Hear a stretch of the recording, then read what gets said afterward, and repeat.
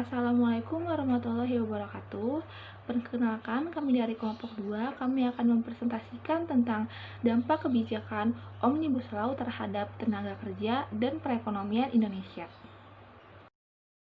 Izinkan kami untuk memperkenalkan diri. Nama saya Robia Dawiyah. Saya Rizka Damayanti. Saya Aprilia Dwi Farliana. Kita tahu bahwa dunia dan Indonesia sedang dilanda oleh COVID-19 yang melumpuhkan perekonomian. Pertumbuhan ekonomi yang melambat menyebabkan angka kemiskinan dan pengangguran. Pemerintah berusaha untuk mengambil kebijakan-kebijakan mengatasi ekonomi yang semakin melemah ini. Salah satu kebijakan tersebut yaitu mengeluarkan UU Cipta Kerja. UU ini dinilai dapat mendorong perekonomian melalui penciptaan tenaga kerja. Undang-Undang Cipta Kerja ini biasa disebut juga dengan Undang-Undang Sapu Jagat, karena Omnibus Law dimaksudkan untuk merampingkan regulasi dari segi jumlah dan menyederhanakan peraturan agar lebih tepat sasaran.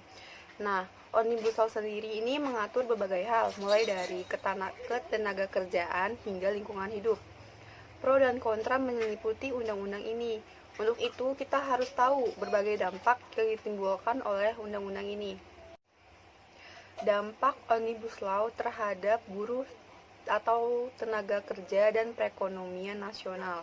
Sebelum membahas mengenai dampak Omnibus Law terhadap ketenagakerjaan dan perekonomian nasional, kita harus mengetahui dulu mengenai isi dari undang-undang Omnibus Law ini yang mempunyai kaitan erat dengan ketenagakerjaan dan perekonomian nasional.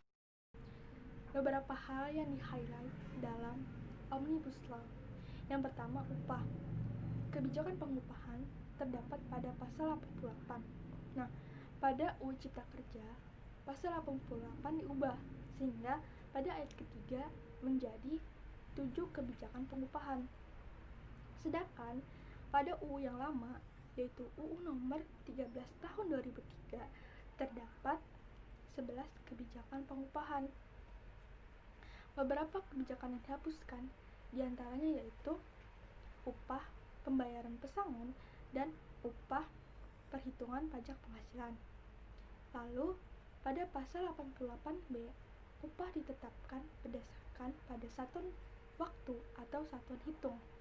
Namun, upah satuan waktu ini belum dijelaskan bagaimana kebijakannya.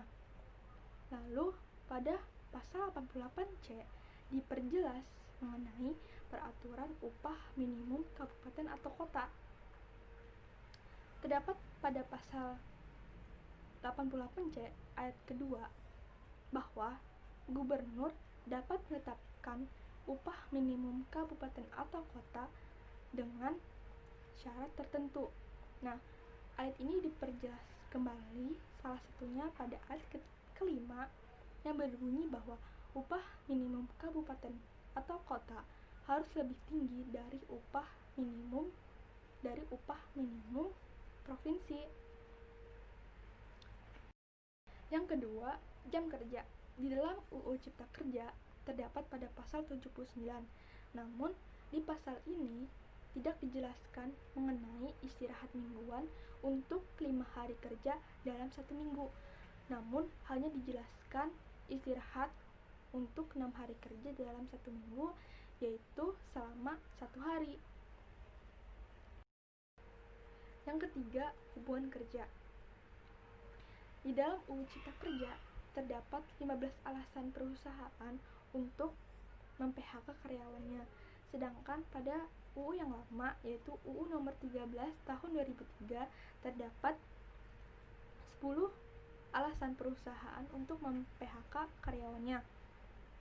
Nah, alasan di PHK pada UU yang lama yaitu karena perilaku karyawan yang tercela atau yang melanggar peraturan.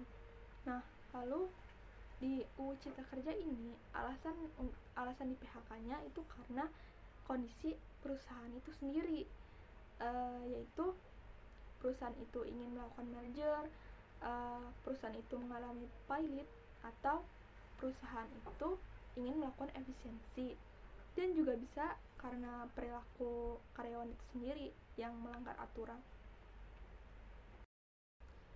Dampak-dampak Omnibus Law terhadap tenaga kerja di Indonesia.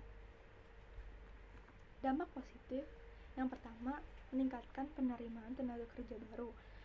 Omnibus Law bertindak sebagai badan regulasi yang mempercepat perizinan usaha, sehingga hal ini dapat berdampak pada penerimaan tenaga kerja baru dan dapat meningkatkan perekonomian secara nasional.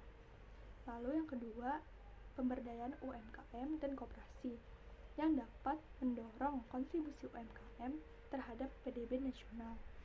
Lalu dampak negatifnya yaitu pertama, karyawan kontrak sulit diangkat menjadi karyawan tetap. Yang kedua, melemahnya pesangon, bahkan tidak ada kepastian. Lalu yang ketiga, mudahnya tenaga kerja asing masuk ke Indonesia. Hal inilah yang dapat merugikan tenaga kerja di Indonesia. Selanjutnya adalah dampak kebijakan Omnibus Law terhadap perekonomian Indonesia. Ada dua dampak yang ditimbulkan dari kebijakan Omnibus Law terhadap perekonomian Indonesia. Yang pertama ada dampak positif dan yang kedua adalah dampak negatif. Dampak positif yang pertama yaitu mendorong investasi, karena Omnibus Law menyederhanakan persyaratan investasi seperti perizinan berusaha. Jadi, ini akan mengundang banyak investor masuk ke Indonesia untuk berinvestasi. Yang kedua, mempercepat pembangunan infrastruktur. Karena tadi banyak investor yang masuk ke Indonesia, maka ini akan meningkatkan pendapatan nasional, sehingga bisa mempercepat belanja infrastruktur. Selanjutnya adalah dampak negatif. Dampak negatif yang pertama yaitu Omnibus Law berpotensi besar terhadap kerusakan lingkungan, karena adanya izin lingkungan di mana AMDAL tidak menjadi syarat. Maka akan semakin banyak kerusakan lingkungan yang terjadi dan akan berdampak juga kepada manusia di sekitar. Yang kedua, pengusaha tidak perlu lagi punya dokumen upaya pengelolaan lingkungan hidup atau UKL dan upaya pemantauan lingkungan hidup atau UPL. Hal ini berarti pengusaha tidak perlu lagi punya rencana bisnis yang aman bagi kesehatan dan lingkungan. Pengusaha tidak perlu lagi repot peduli terhadap lingkungan sekitar seperti limbah, polusi, dan kerusakan ekosistem.